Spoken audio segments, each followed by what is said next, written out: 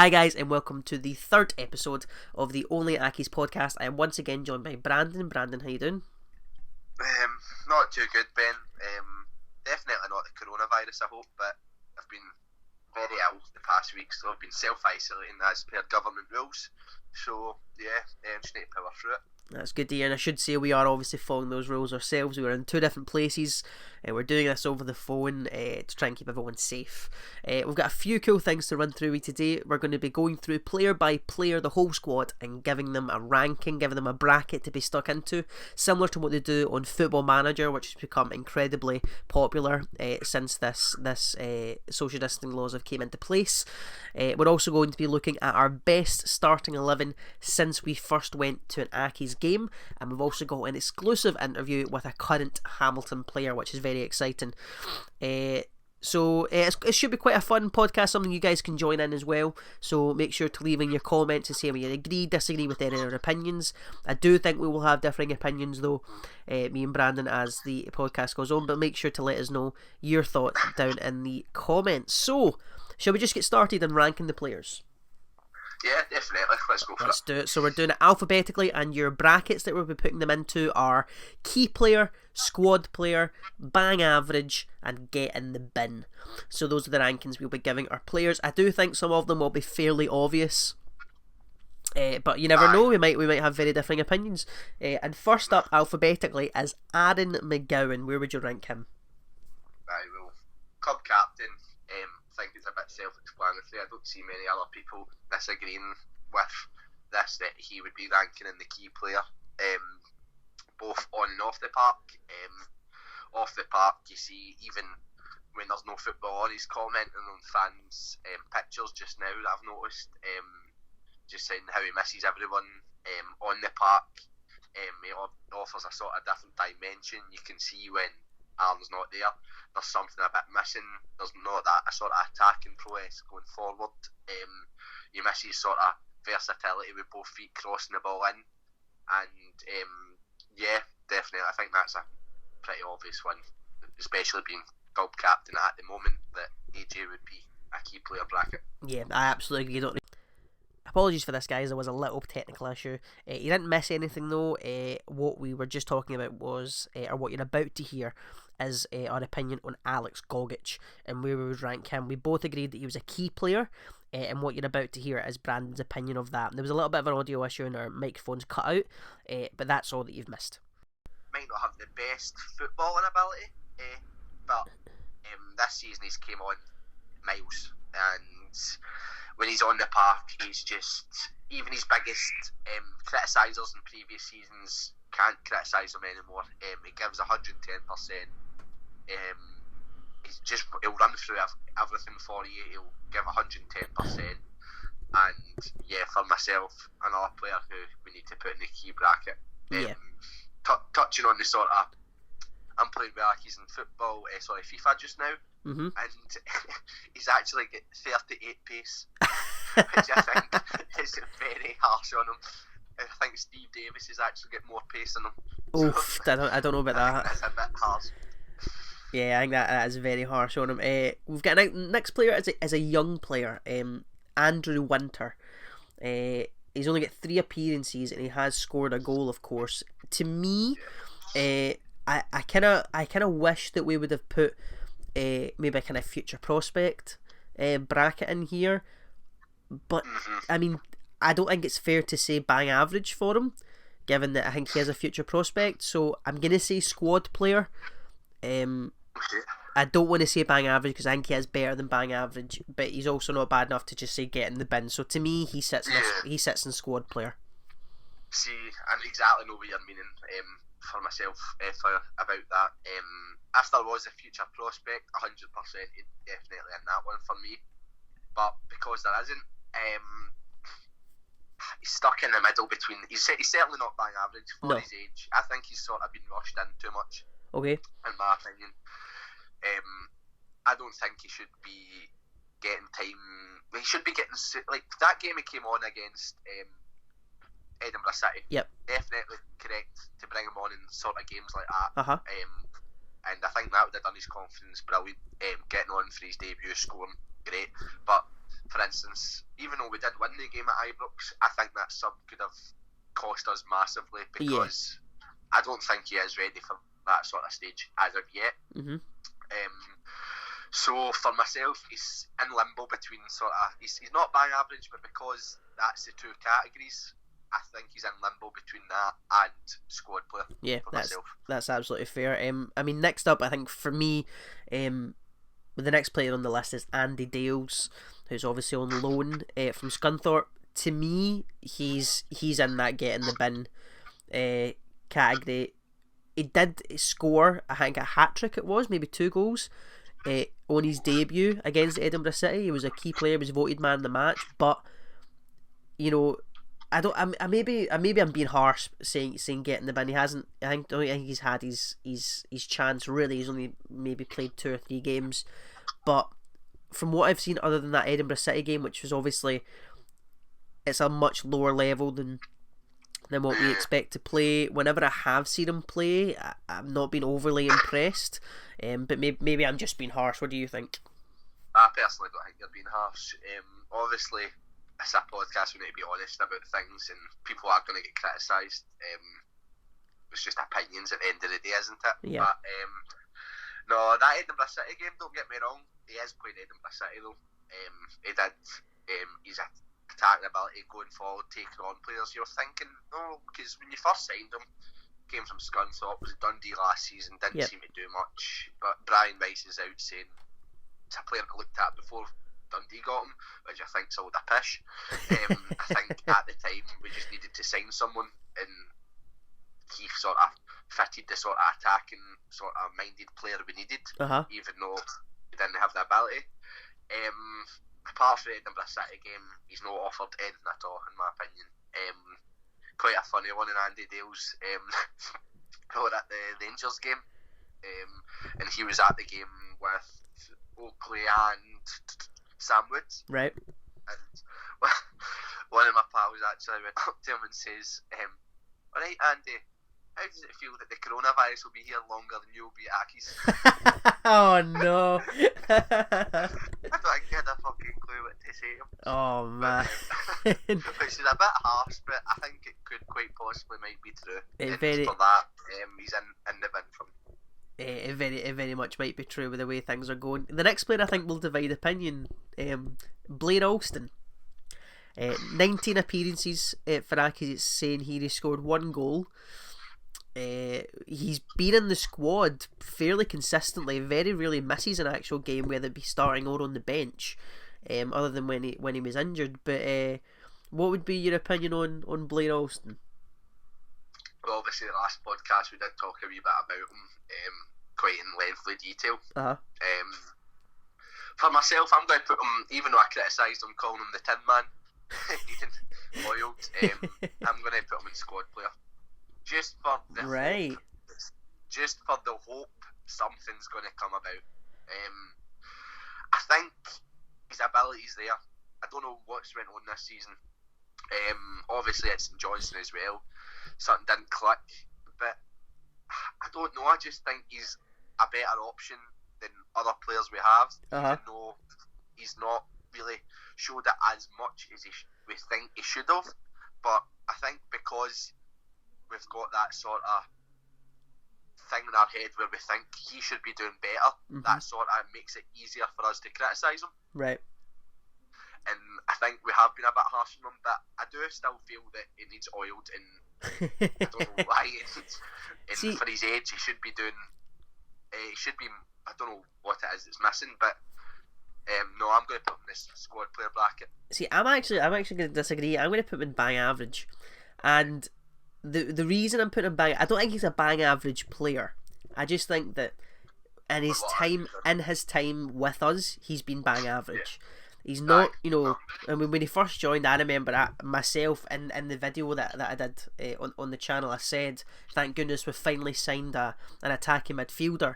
This guy, loves to take shots, he's a creative player, but we haven't seen that. So I'm going to put him in bang average. I don't think he's a bang average player, but what he's done for us has been bang average. Can't argue with that. Next up, again, I think it's going to be a pretty easy one, Brian Easton. Easton.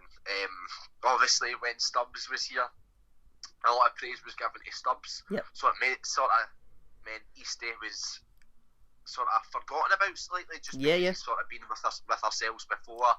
It was sort of expected of Easton, even though he got asked to move into centre back when all his career has been a sort of left back, but obviously he's getting a bit older. Mm-hmm. People forgot about Easton just because of Stubbs. But when you looked at performances and when Stubbs played without Easton, that was the games where Stubbs didn't really do as much and didn't show the ability that we all thought Sam Stubbs had.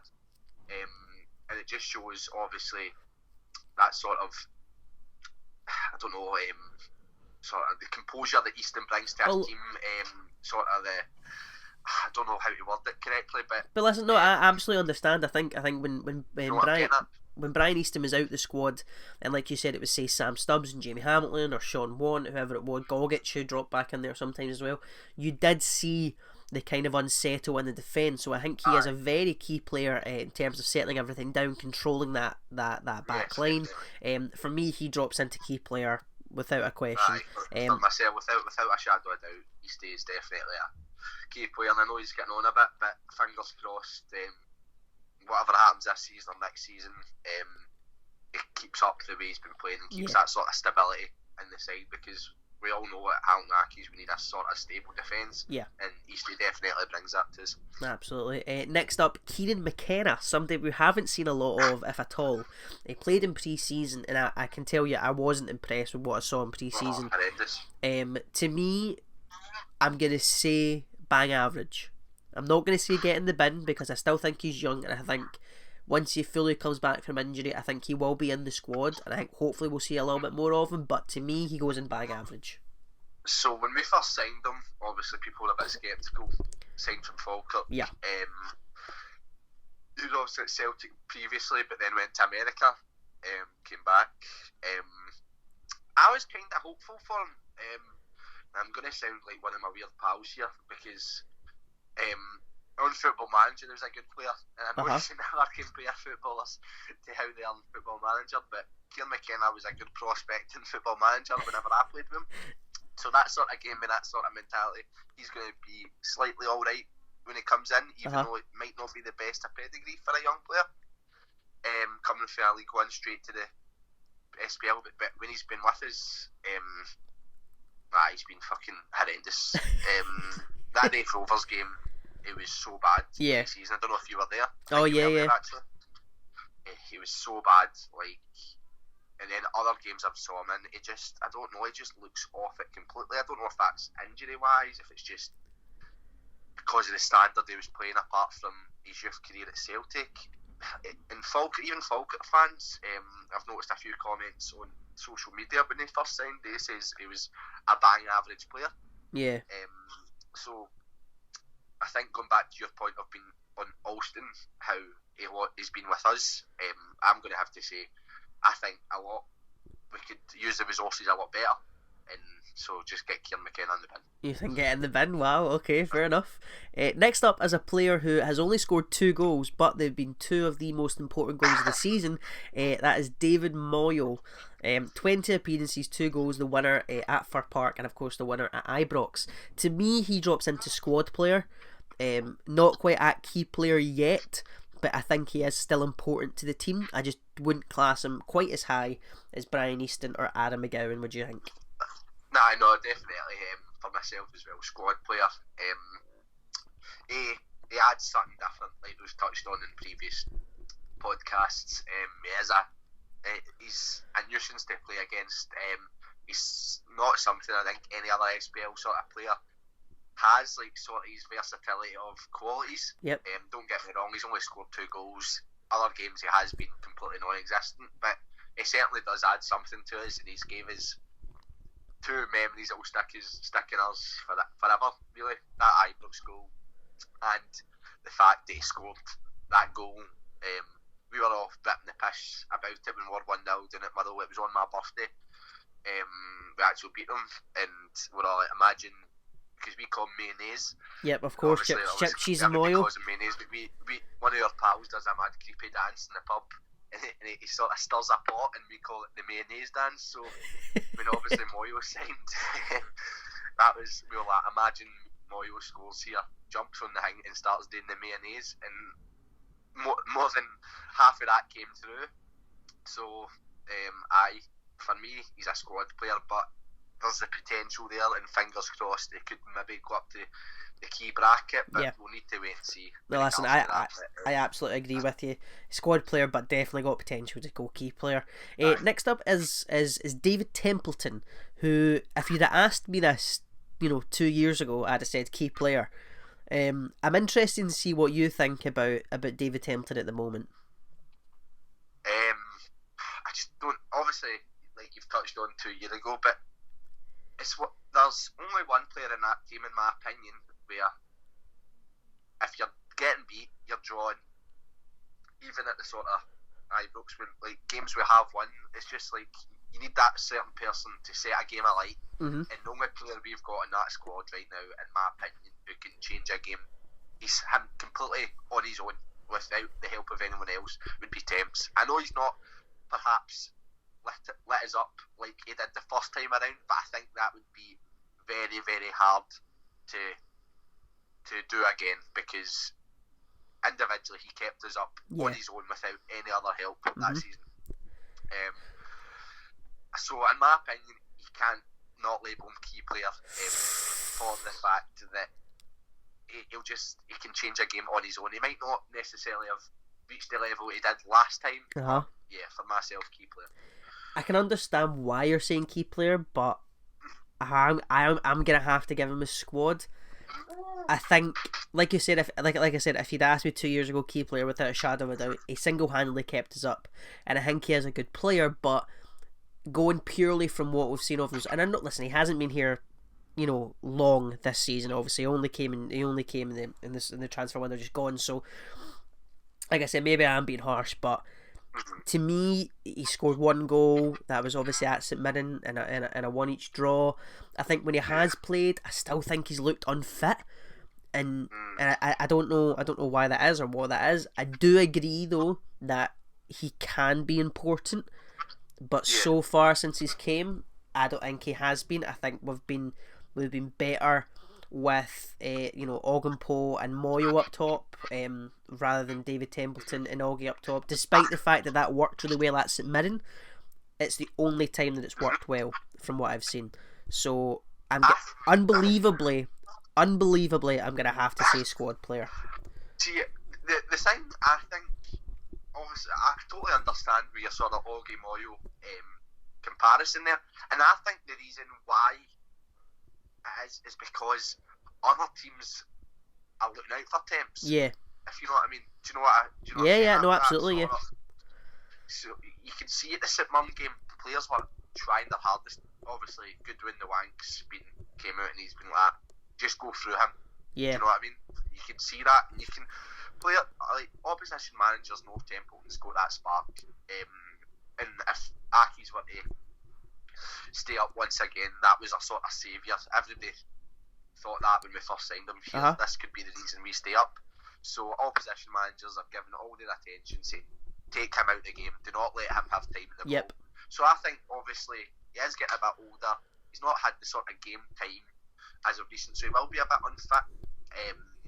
So I think obviously that's how Oggy and Moyo's sort of the unusual partnership has worked with comparison to without Templeton, but I just can't see why we can't put him in key players. Right.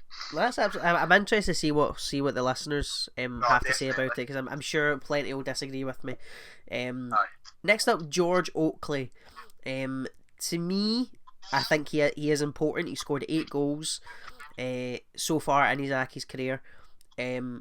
I think when fit, I would say high-end squad player. Not quite key player, but high-end squad player. So I'm going to keep him in that squad player bracket. What do you think? See, I'd say lower-end squad player. Oh, that's interesting. Okay. Why is that? Especially this season, without a doubt. Last season when he first signed, and the rest of the season, don't get me wrong, there is definitely something there. he is one of our better forwards in my opinion. But I just think this season, I thought he was going to kick on a lot more than what he has. I know obviously injuries have sort of tampered with that and sort of affected that. But this season, I just don't think he's been there at all. I think some of the criticism he has got recently, like for instance at Hearts before he took off injured, was a bit unnecessary. I do think out of all the strikers, he is the one that probably gets the most criticism, and I think that is unfair because I think he probably is, or I don't know if he's the best, but he is certainly one of the best two options we've got up top. But I just think because of what I was hoping for him and what I was maybe not expecting, but like I said, hoping, for me, I'll put him in the squad player bracket, but I was hoping for so much better for him. That's fair. We'll try and get through the rest as quickly. We have got quite a few to go, so we'll try and get through these quickly as we can, because we do have some quite cool things to move on to. Next up, young centre back Jamie Hamilton. For me, he's a squad player at the moment. He's in the team fairly consistently, and I think he is performing well. But he's not quite obviously there for key playing enough. But he's definitely not bang average. So to me, squad player. Spot on. Definitely squad player. Like I said, his potential is definitely there. And certainly, if he was to stay with us, which I don't think he will in the next couple of years, he would 1,000,000% be a key player. Yep. But he's shown with his ill discipline, with his sendings off, he is still a young player. But he will go into great things, but definitely a squad player at the moment. Yeah, I think I know what you're going to say for this next player, but I need to hear you say it. That would be the left back, who is also a centre mid apparently, Johnny Hunt. Where would you rate Johnny Hunt? In the bin. In the bin. I think I have to agree. I think he is being played out of position, but even when he's played at left back, he's not impressed me whatsoever. See, the thing is with Johnny Hunt, like, he's came from a good background. He's been playing football at a fairly decent standard his full career. So when we signed him, we signed him as as a left back. Yep. As far as I'm aware, but it's harsh on him because he is obviously getting played in different positions, and it reminds me. I don't know if you remember Gavin Skelton. Yeah, I do. That's sort of what it reminds me of. Gavin Skelton gets some abuse when he signed with us because he sort of came from a good background with Gretna and Kilmarnock. Yep. But no, Johnny Hunt's just not done it for me at all. No. I do agree. Get in the bin for me. I think is there the stat? I don't know if it's any game Hunt's played we've lost. I did see the stat, and that was I can't remember what it was. Something like 11 games he's played and we've not won one. Which it's an incredible stat to think about. Next up, Kyle Gurley, goalkeeper, who was signed on a free transfer. I'm going to say bang average, but to be fair, we haven't seen anything of him, so I think it's not fair to put him as a squad player, but not fair to put him as getting the bin. So to me, bang average. I've no saw anything of him. I'm not going to lie. I'd be lying if I did.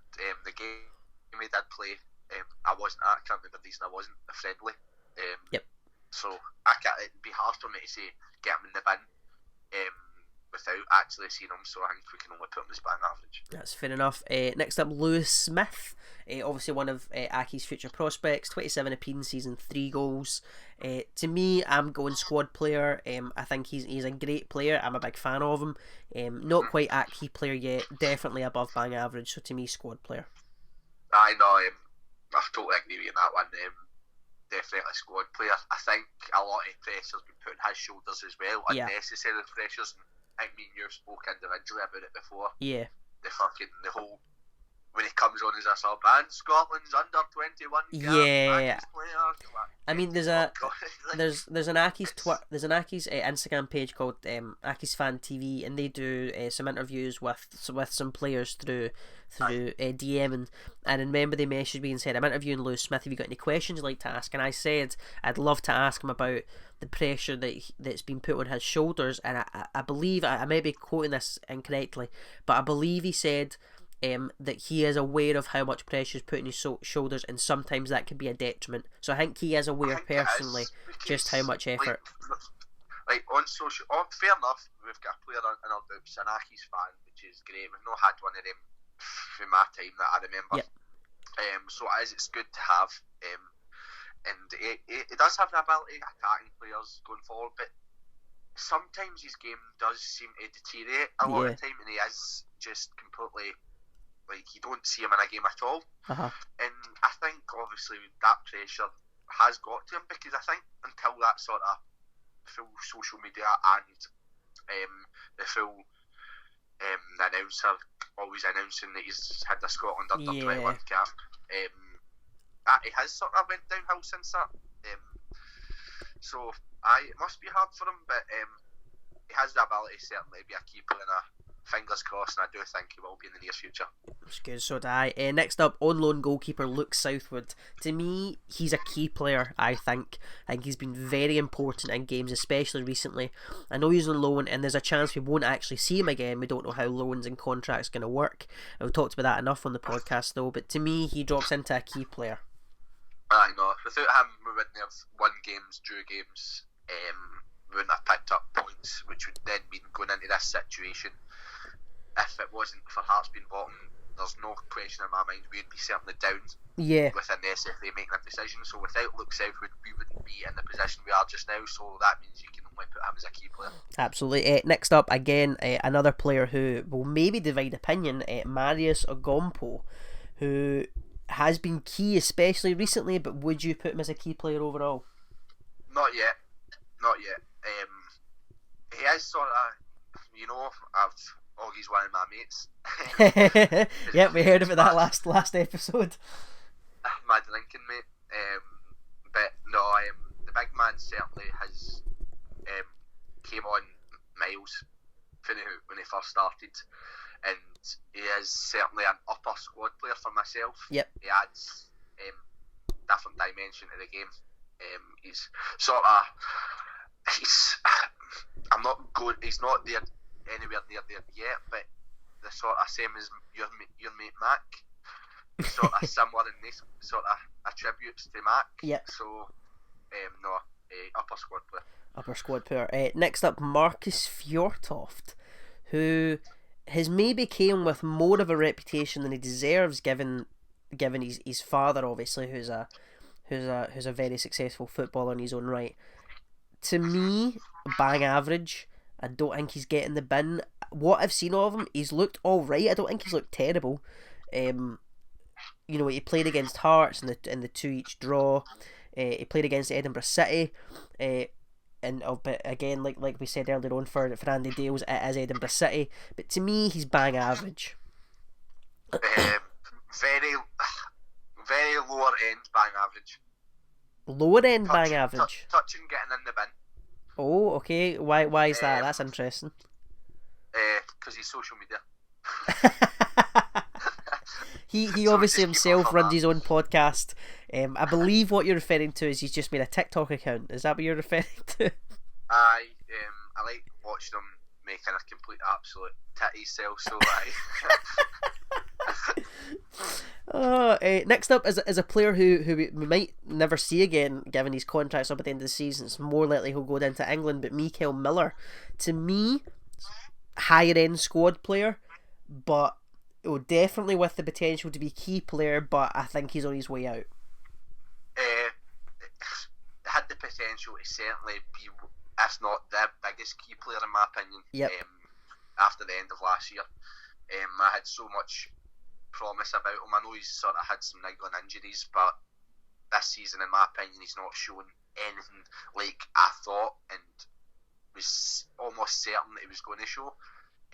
He's made some really stupid decisions this season, and for myself, squad player. The next player, I don't really think we need to say anything other than get in the bin, and that would be on-loan goalkeeper Owain Fawn Williams. Buffon Williams, get in the bin, I'm assuming. Aye, get in the bin. Not much more needs to be said. Two players we're going to go back to back on this one. Regan Mimno and Ronan Hughes, two young midfielders. I mean, Regan Mimno for me goes into bang average, where Ronan Hughes goes into get in the bin. But I'm interested to see what you have to say. See, I think Mimno was pushed into our team, and I think when he was in the team, for being such a young player, he was certainly showing potential. Yeah. I think he was unfairly dropped for the team, which is obviously going to affect MD, especially someone at a very young age. I think the ability is there with Regan, and I think he deserves to be in the squad. Personally, I think there's a lot of things behind the scenes that we don't know about that's caused him to be dropped, more so agent things, but I won't touch on that much. So I think he's been unfairly treated, especially with performances such as the one away to Dundee last season when we relegated them, or I don't know if it was the one we relegated or the game before that. He was controlling the middle of the park for being a 17, 18-year-old boy, so I think he should be in a much higher position than he is now. But with regards to Ronan Hughes, get him in the bin. Get him in the bin. Now, Ronan Hughes is one who I don't think will divide opinion. I think most people will agree with us, but I think was he not aligned to Emmanuel? Well, this is what I was going on to. I think it's maybe slightly unfair to Ronan Hughes, given that as soon as he came into the squad at all, there was rumours of Leeds and I think Blackburn and Manchester United being thrown his way, and I don't think his performances warranted, even mention from any club to come by him at all, never mind a Man United. To me, getting the bin, he's on loan at the moment, and as far as I'm aware, like before obviously all this stopped, I think he'd only maybe played 2 or 3 games. I don't even think he was getting in the squad necessarily there. To me, getting the bin, and I imagine he'll be on his way out pretty soon.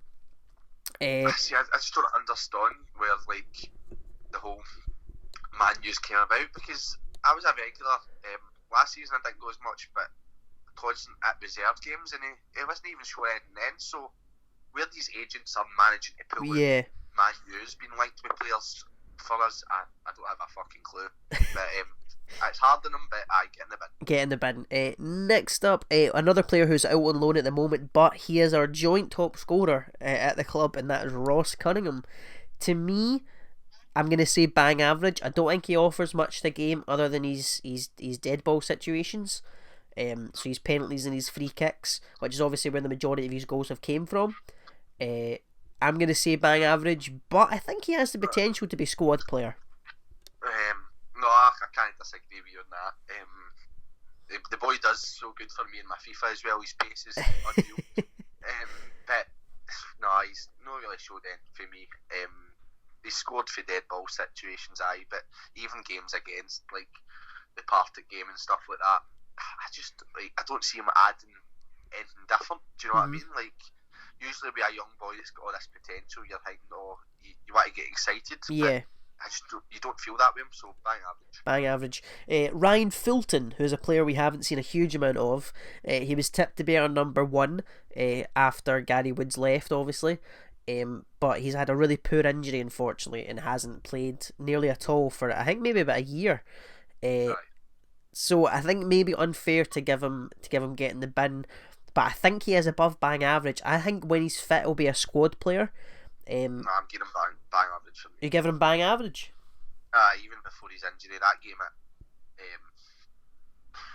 Albion Rovers, it was fucking horrendous. Honestly, it was so bad. He's came for Liverpool. He might not have played with Liverpool, but he's came through the youth ranks.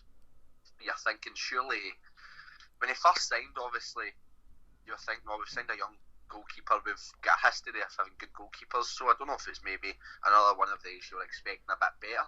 So because he was so shy, that's made more of an effect on yourself. But anytime I've saw him, I'm never confident with him, so for me, bang average. Bang average. Next up, another player who's on loan but again injured. I think I know what you're going to say. That is centre back Sam Woods. Where you ranking him? For what we've saw of him, like another one came for Crystal Palace on loan. Anytime he's played, it's just been mistakes. Yeah. You're expecting him to be Sam Stubbs' replacement. Yeah. That was what everybody's mindset was on. So every time he has played, even though it's only a couple of times, every game has had mistakes, so it has to be getting the bin. Getting the bin, I agree. I think the game that stands out to me is Aberdeen midweek. Definitely. And it was just shot, and both goals, 2 goals out of the 3 were his mistakes. like easy to deal with stuff. So to me, he gets out. Now the next one is a player who I think I know where you're going to put him. But again, it'll be more of a positive note this time. That is midfielder, and once again, you're drinking, mate. Scott Martin. Aye, Scotty Martin, key player for me. Yep, 100%. I absolutely agree. I don't think much more needs to be said, really. This is me and my mates were talking about this all day actually. Yep. Because we've obviously noticed a few people talking, tweeting yourself about ideas for the podcast. So this divided quite a lot of people. I think he's engine. When Scotty Martin's there, you're missing something. Yep. Whether that be he's having to cover other people's positions, drop in for others, get played. And he's one of the ones that if he gets asked to play in a position that's not his, it's not going to affect your team that much because he'll settle into it at a fairly decent level. Yep. Compared to others would. And I just think his fight, his determination, his engine, and just his general character as well. It can't be anything but a key player for myself. Yeah, I think I absolutely agree. Next up, and hopefully when all this ends, we can get a wee pint together. I'm sure it would be great for the club to organise maybe a fans players get together at the Vaults or the Manhattan Bar or something. So, Marcus Nash or Hamilton Accies, if you're listening, that is a very good marketing option for yourself. Get into the Manhattan Bar, get us all drinking. It'll be good. Next up, again for me, a squad player, Sean Want, a centre back who stepped in and has stepped up recently, putting in some amazing performances. To me, he's in a squad player. I think given more time and if the performances continue, he can definitely go to key. But at the moment, he's a squad. I know, totally agree with yourself. I think Sean Want's not been given the amount of time he should be in certain times. But when he's came in and he's eventually been given that opportunity, he's certainly took it up. Like I've mentioned in previous podcasts, you can't fault how he's played and filled in the gaps. So definitely for me, I think he's always had the potential there. He's just never been given the game time because of other signings. So for me, Sean Want is a squad player, but give him more time, he'll have potential. Absolutely. Steve Davies is the next one, a striker who has been out injured fairly recently. He never seems to look fit, but he still has his moments in a game. I think when fit, like without injury, he's a squad player. Mm-hmm. But I'd be interested to hear what you have to say because he hasn't performed great recently. I think you're correct with the things you've just said there. He's getting on a bit. He is a bit older. It's good to see him getting involved with all the youth team sort of coaching stuff like that. So I think Steve will, with his past experience with other clubs, I think he will move into a coach role with ourselves, which I think will be good for both ourselves and Steve. Right. He is getting on a bit. Player wise, it does add something different when he plays, when he isn't injured. Yep. You can see that he knows what he's doing. He's got probably the best football brain in that team, in my opinion. Yeah, I wouldn't disagree with that.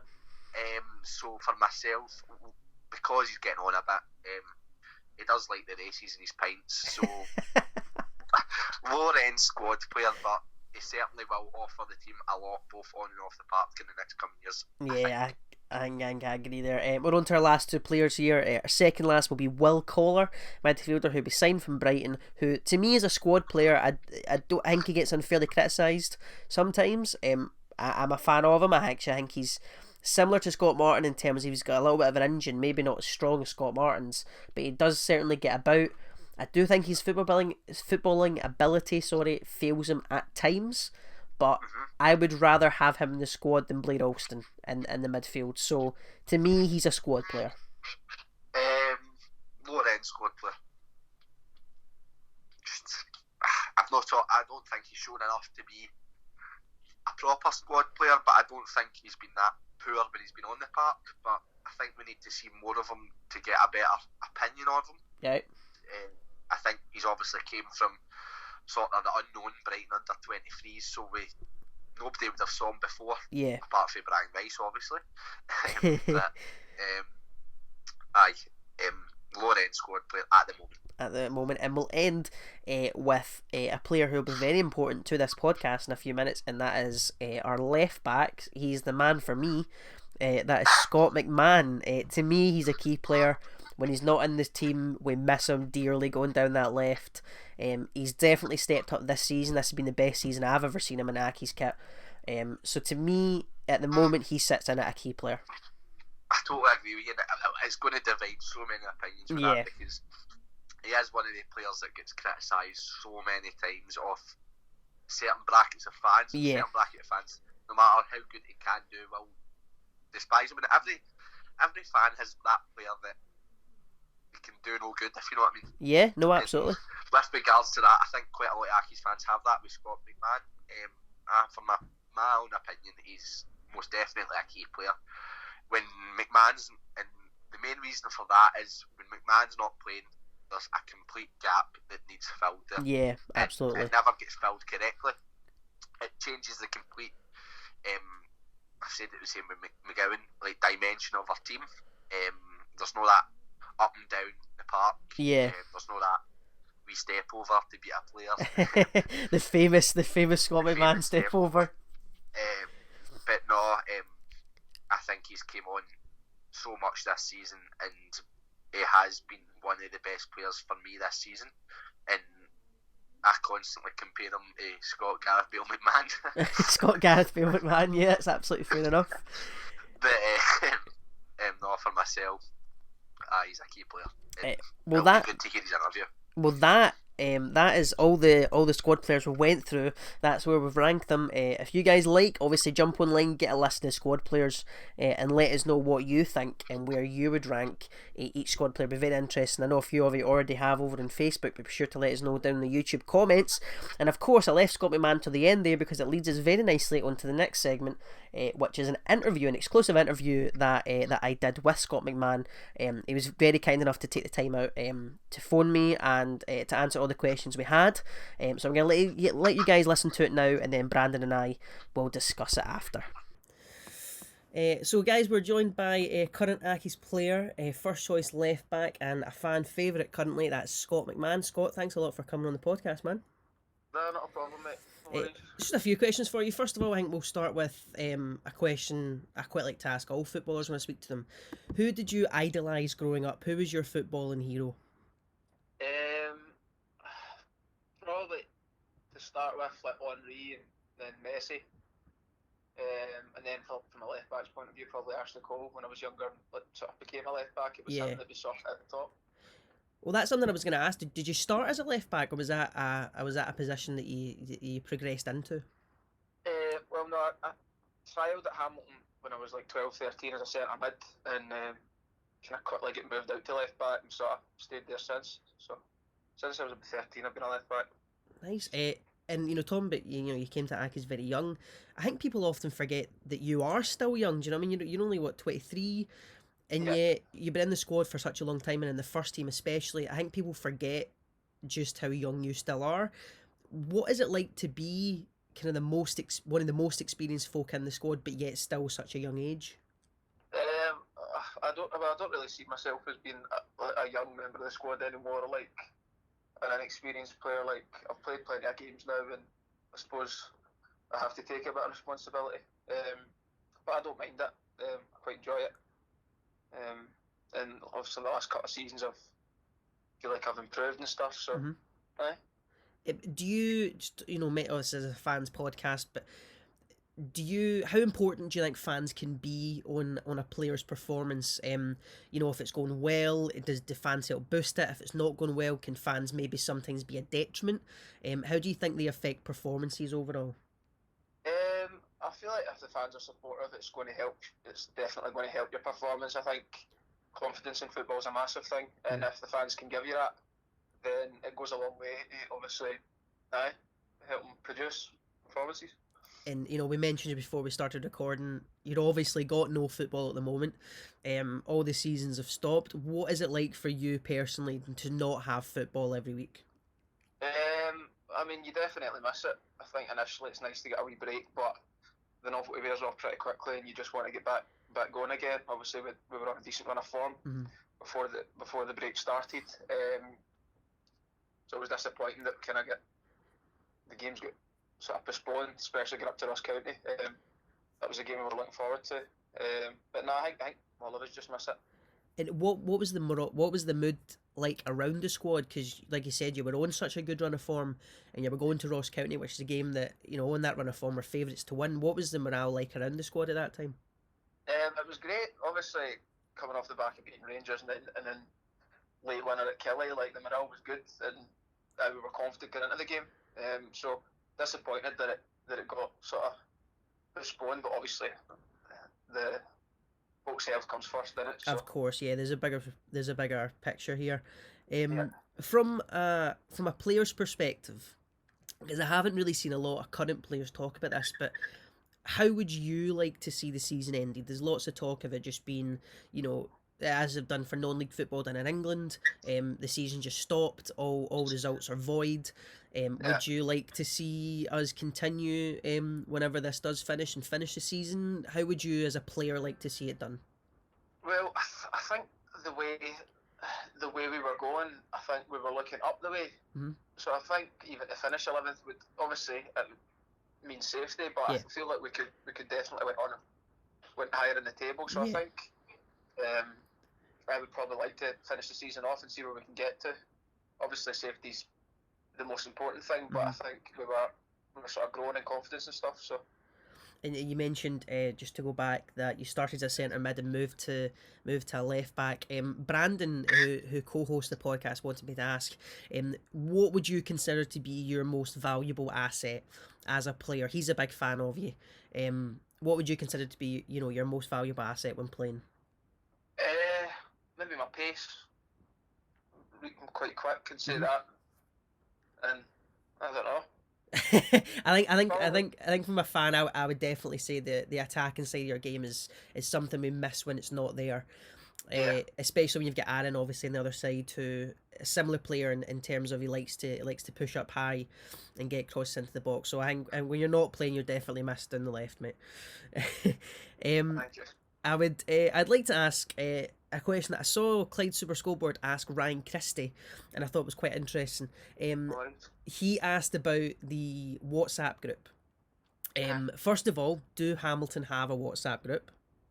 We do, yes. And this is there's no rules on words on, you know, swearing and anything for this podcast. Could you tell me the name of the Accies group chat?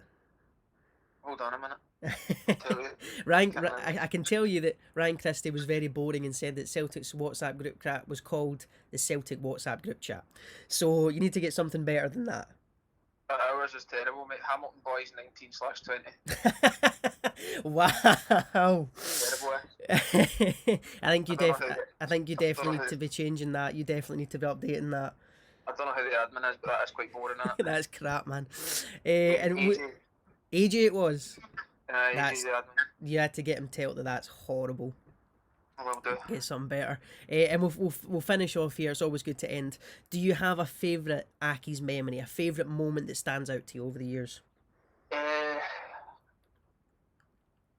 Probably the final whistle after the playoff against Dundee United, and just the relief of that is probably the best I've felt. Probably that. It must have been great to see, you know, one of the youth prospects, Greg Docherty, who scored the winner. You know, was that almost like, it seemed almost from a fan's perspective as if it was written in the script? Do you know what I mean? Like a youth prospect saves Hamilton. You know, what was that like around the squad? It was great. I mean, obviously it was stressful.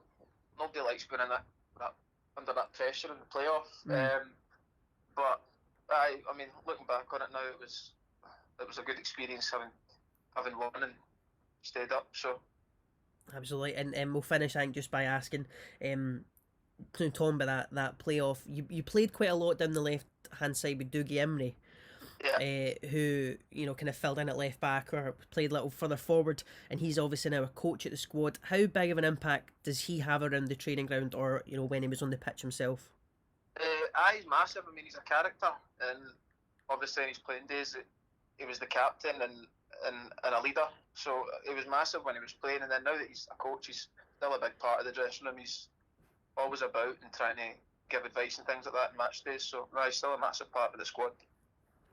Brilliant. Well, Scott, thank you very much for coming on the podcast, man. We really appreciate it. No worries, mate. Thank you much. And listen, whenever the season does start, man, best of luck. Thanks very much. So, Brandon, you've heard what Scott McMann had to say. I know you've got a few thoughts on it. So I think I'll let you lead this segment and let me know what you thought. First thing with obviously listening to his interview there, the first thing I actually would like to go back on with Scott McMann is, I don't know if you saw it this morning. I was kind of hoping you would get onto this, yeah. So I noticed that this morning, and I think it's quite a good point to touch on. I think that's divided a lot of people's opinion as well. Yeah, for those I should say, for those who don't know, there was an article that was released today that he has been linked with a move down south for about £500,000 as the kind of figure that's being thrown about for teams like Wigan that are after him. Just for those who maybe haven't seen that. I think he would suit a championship team well, the type of football they play down there. He's an attacking player. Yes, he might not have the best defending ability, but I think the way in which the championship is going and English football is going, I think he would suit that to a T. Wigan and Stoke aren't exactly bottom end championship teams as well. Stoke are well renowned to being a Premiership team. Yep. Going to Stoke on a cold Tuesday night, so saying. But I think, fingers crossed, that doesn't go through, but it really doesn't, and it will divide opinions. It really doesn't surprise me that McMahon has been linked with teams and people are taking note of his performances this season. Like, I absolutely agree. He's just sorry, on you. Due to the type of player he is, you don't get many full-backs that, I don't know how to describe it, like bomb up and down constantly. Like he's mentioned in his podcast, Ashley Cole was his Ashley Cole was his sort of left back sort of role model growing up, and you can see the similarities to them. And if I'm wrong, you can correct me, but I'm pretty sure Ashley Cole used to do a step over when taking on players quite a lot as well. So I'm not gonna lie, Ashley Cole isn't in my well-known repertoire, but I mean, I wouldn't be surprised. I mean, like you said, there are similarities between the two players, definitely. And he said, obviously, in the interview, that he started as a centre mid and was moved out wide. And he said that his key asset, he would probably say, is his pace. And I think that's probably why he was moved out wide. Was to get that bomber up and down the wings, which is very important. There was something that I would like to talk to you about, and I was kind of hinting at it maybe in the questions, but I didn't want to push too far on it. And that would be the importance of Dougie Emory, who. Now, in his last kind of 2 seasons with us, Dougie Emory, he was played down the left mostly, or sometimes at left wing back with Scott McMahon tucking inside. Yeah. I think Dougie Emory, as much as Scott McMahon was very complimentary of him, and I'm sure he's a great guy and a great character and someone who's very important on and off the pitch, I do think Dougie Emory maybe was a bit of a detriment to him, I think, at times. Sorry, carry on, sorry. I think that there was definitely games where it looked as if Dougie Emory was stressing Scott McMahon out to the max with instructions, and if there was a mistake getting made, Dougie Emory was getting on at him, even if it was Dougie Emory's mistake. That was one of the things I hated, actually. And I'm a huge fan of Dougie Emory, but one of the things I hated was when he made a mistake, Scott McMahon had to tidy up for him, and it was Dougie Emory who was shouting at Scott McMahon. And you can see Scott at points was kind of standing there like, what? I've just tidied up for your mistake. And I do think now that Dougie's left, he's had so much more freedom down that left hand side. So I think Dougie Emory was a little bit of a detriment to him when he was playing. There's not much more I can touch on to add to that, to be honest, Ben. Like, you've hit it in the nail for me. Dougie has been a great asset to our club, don't get me wrong, but at times did see sort of kind of bullied. Yeah. I don't know if bullied is the correct word, Scott, a lot. He would constantly get on Scott's back, but I think, and it was because of Dougie's own mistakes, and I think the reason is because he was noticing Scott bomb up and down that wing Dougie was getting on in his career, his legs wouldn't let him do certain things. Yeah. So there was that sort of, I'm not able to do that, and I'm watching Scott, who's behind me, covering me, getting more even ahead of me. Yep. He was bombing up and down. So any mistake Dougie would make, it was easy for Dougie to fucking just attack Scott. And whenever he would do that, like you said, Scott would be like, oh, what am I meant to do? And yeah. Obviously, mentally, that's going to affect you quite a lot. And it did. You could see it. It was whenever Dougie would go on at Scott, it would have that negative effect on him in games. And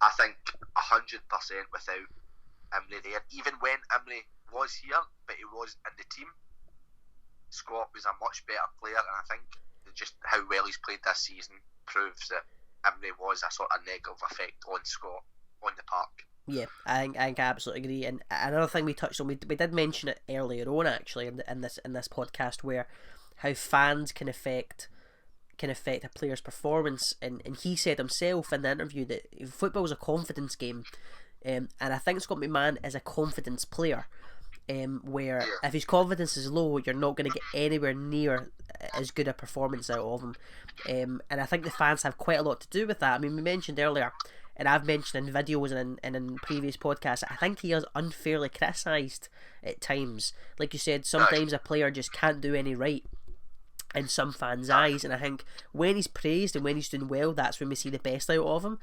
And he said himself how important the support of the fans can be. You're going to play better, and I just think at times he's unfairly criticised when he's playing. I think to finish off the whole point, Scott McMahon, what the fuck's that group chat name all about?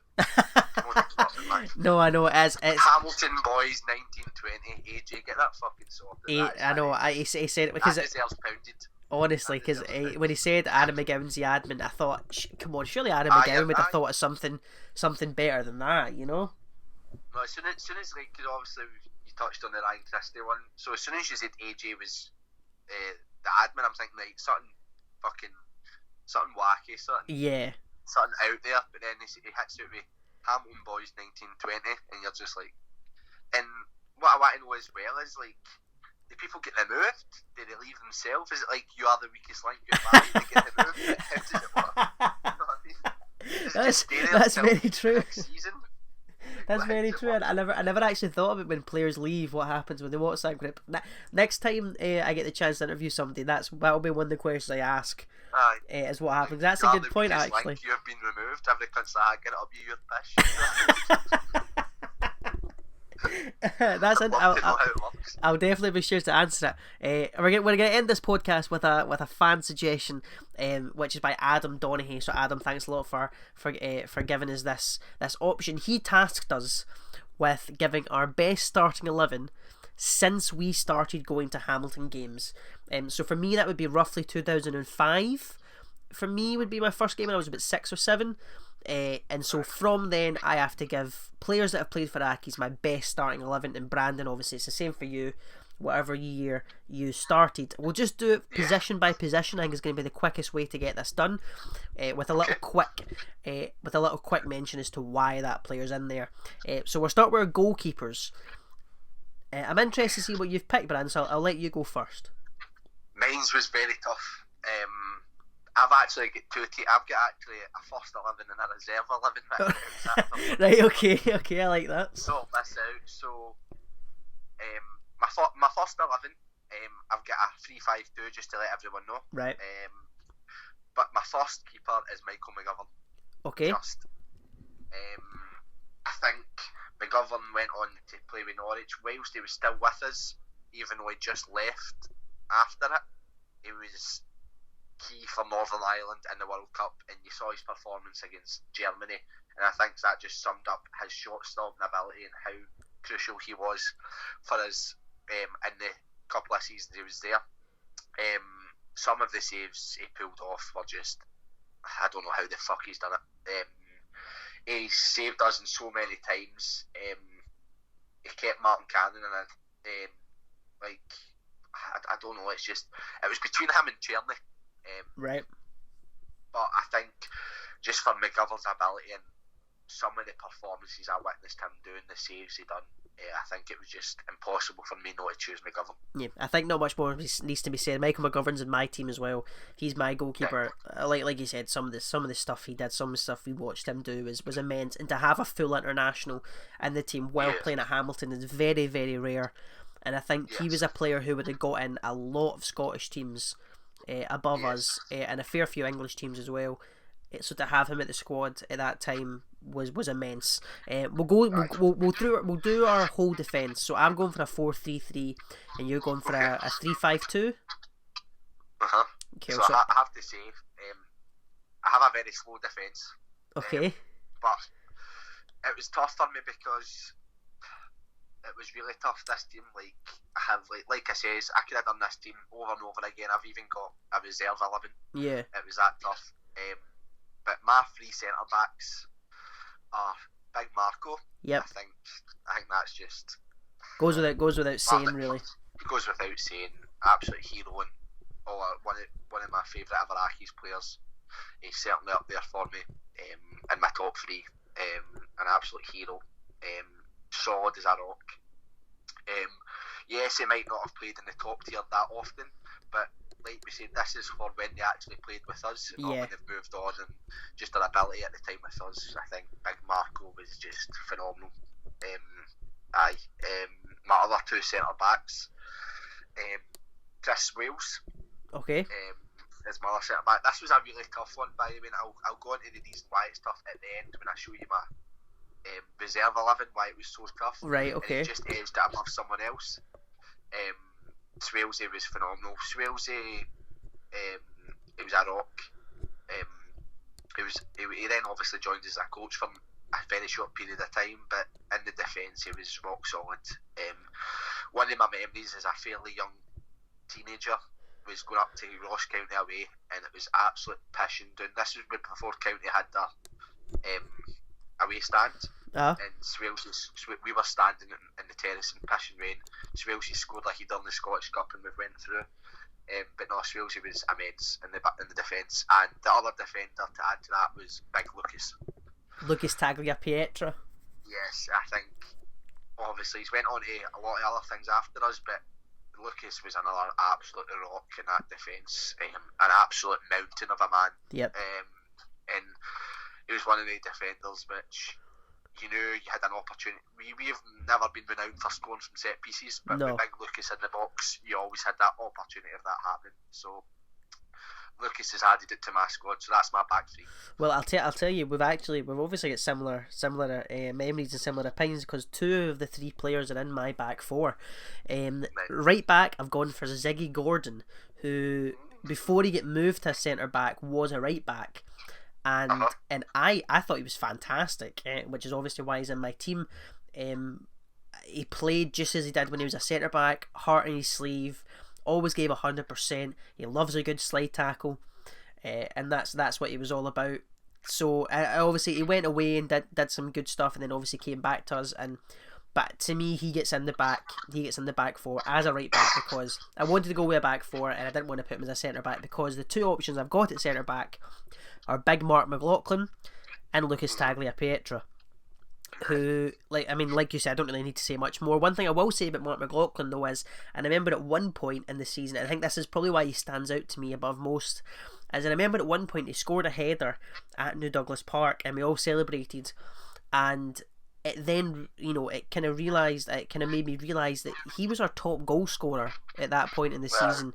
I think he had like 8 goals or something, all from set pieces. I know exactly what season you went. He scored 2 in the opening day of the season away to Ayr United. I remember what season you're on about. There you go. So, to me, that's probably why he stands out far more. Lucas Tagliapietra, not much more needs to be said. A mountain of a man, of an absolute hero, and a man who loved the Accies fans. He absolutely adored that. And then at left back, now this was really tricky, because part of me really wanted to put Scott McMann in. Right. But I didn't think he'd been performing at his best for long enough. So again, this might be interesting, controversial, whatever you want to say. I've gone for Stephen Hendry, who, like I said, this was split opinion. I'm sure people won't be happy about it, but he stands out to me because in that Alec Neil team, he was so key because similar to Scott McMahon, he was constantly bombing up the left. He had a great left foot for whipping crosses in. Yes, he moved to West Ham for £1 million, which is a lot more than he's worth. I'm quite happy to say that. The reason I didn't put Brian Easton in the squad, which I'm sure people will question, is I don't remember Brian Easton a huge amount. Because when I first went, I was 5 or 6 years old, so all my memories from kind of Accies players come later than that. So I didn't put Brian Easton because Stephen Hendry stands out more to me. I will say that looking back now that I'm older, Brian Easton is probably the better player, but in terms of who stood out to me more, Stephen Hendry is at left back. Easton's in my reserve team, but if you were to have the memories, in my opinion, as Easton as a young player, you would 100% had Easton at left back. I don't question that at all. If you had the memories, I have no doubt that you would have Easton there. Honestly, similar to sort of Stephen Hendry bombing up and down that wing, he also had the sort of set piece. He was good at free kicks. He was good at corners.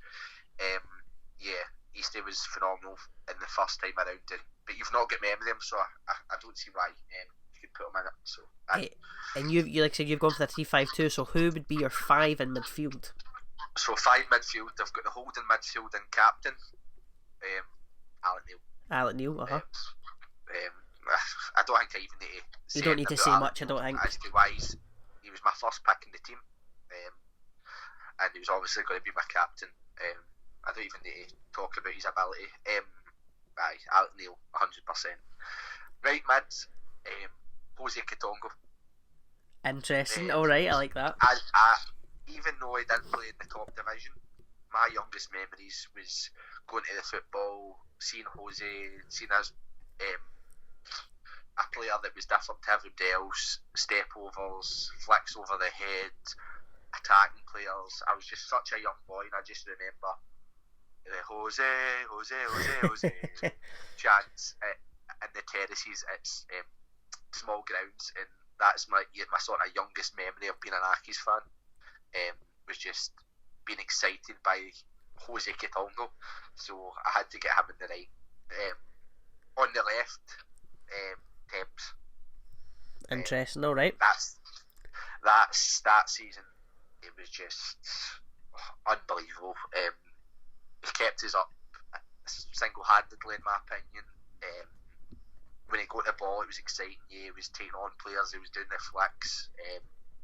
He gave us a football song which we can use when we're in the pub, regardless if we've got beat one. Accies haven't even played. He just excites you when he was on the ball that season, and he still is. And fingers crossed he can immaculate the way he was back then. So I think just because of the Temps, and then this is why I went a 3-5-2, because I was going to go a 4 with the 2 wing backs, but I was in 2 minds about my centre mids here. Okay. Attack mids is a very attacking team actually.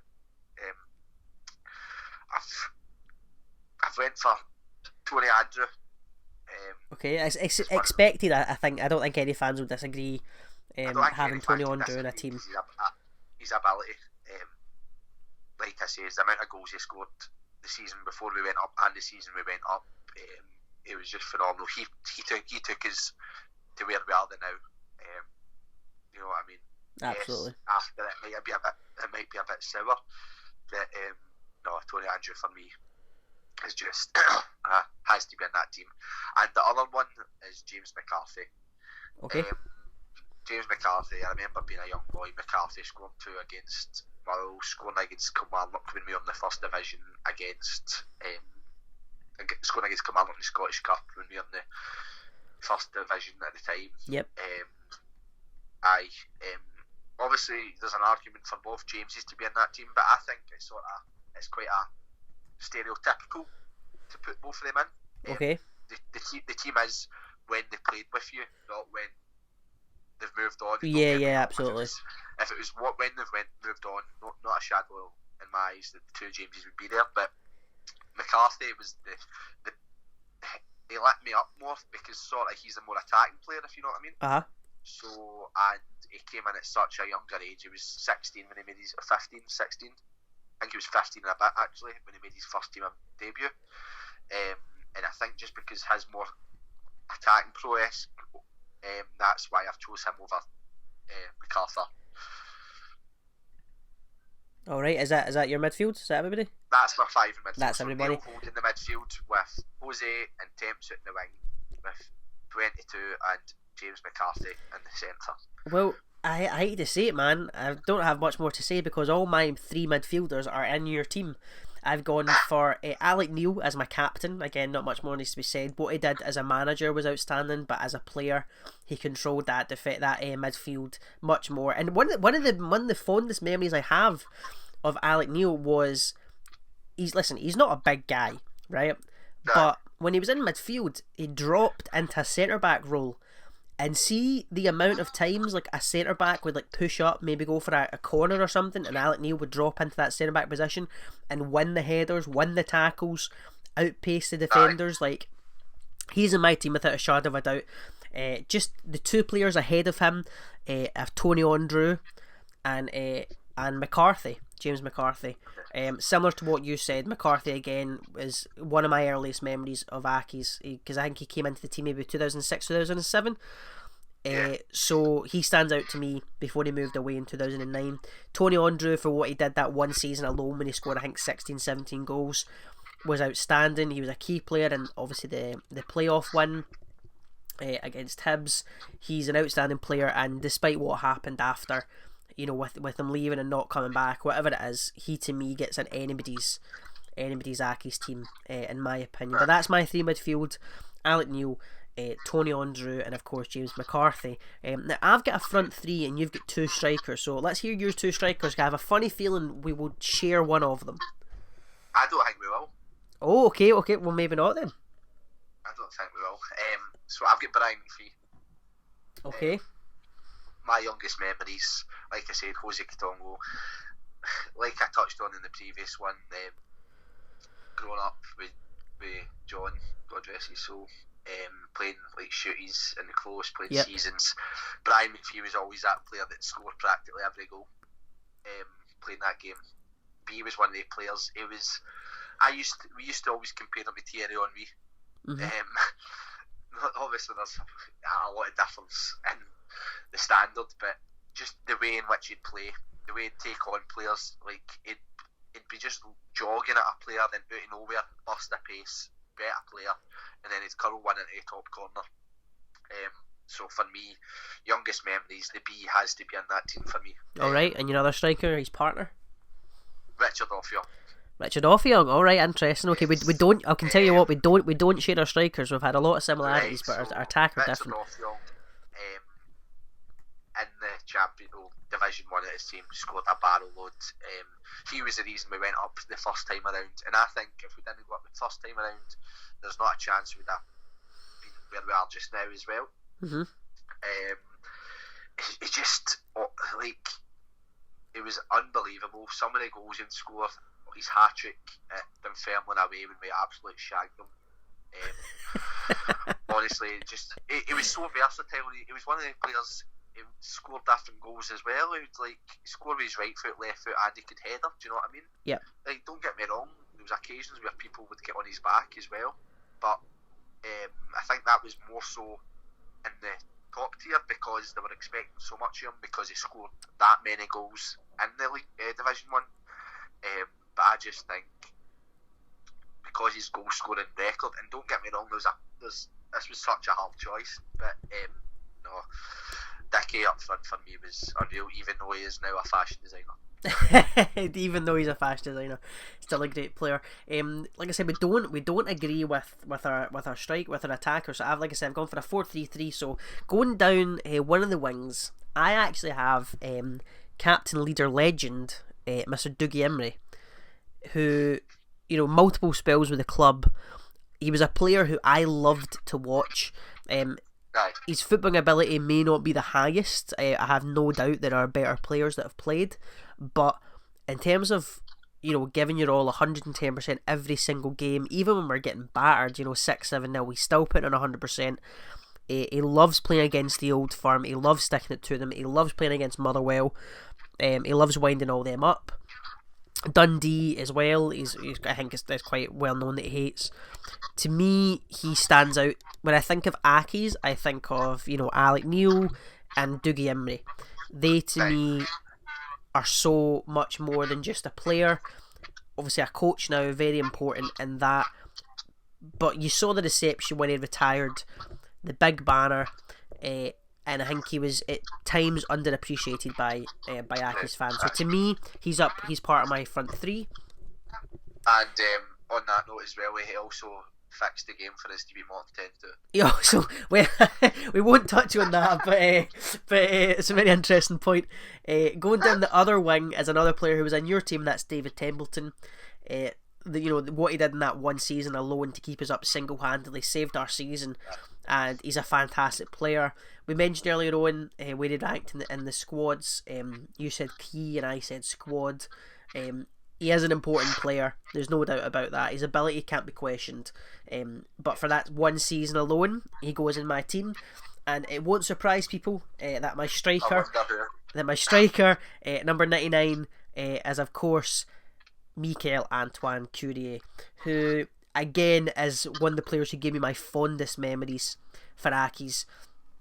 The 10-2 win against Morton.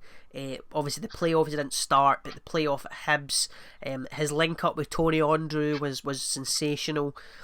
And I just think that when I think of a striker for Hamilton Accies, my fondest memories were Michael-Antoine Courier, and he's also a fantastic character who I would love to get on the podcast one day. So if you are listening, Michael, drop into the DMs, the Instagram DMs or something, because I'd love to get you on. But those are our squads. If you guys have got any opinions on what your best starting 11 would be from the first year you went to Accies, and be sure to comment and let us know down below. We're just coming to the end of the podcast now, guys. Thanks a lot for watching. Brandon, do you have a question for them? Yes or no? I do indeed. So, you do have a question. This week's teaser, should we say, is name either a current or former Hamilton Accies player to have won the CONCACAF Gold Cup. Alright, there's your question. Name a current or former Accies player who have won the CONCACAF Gold Cup. Let us know in the comment section or over on Facebook, Twitter or Instagram if you guys have got an answer to that question. Well, Brandon, thanks a lot for coming on, man. I really appreciate it. Not a problem. Everybody take safe. Everyone keep safe, exactly. Thanks a lot. To Scott McMann for doing that interview. I really appreciate it. Hopefully we'll have some more player interviews soon. And of course, thank you to you guys for listening and all the great feedback on the podcast. I'm glad to see you guys enjoying them. Like Brandon said, stay safe, guys. Try and do all we can to try and beat this coronavirus, and hopefully we will see the football back very, very soon. Thanks a lot for listening, guys, and we shall see you next time.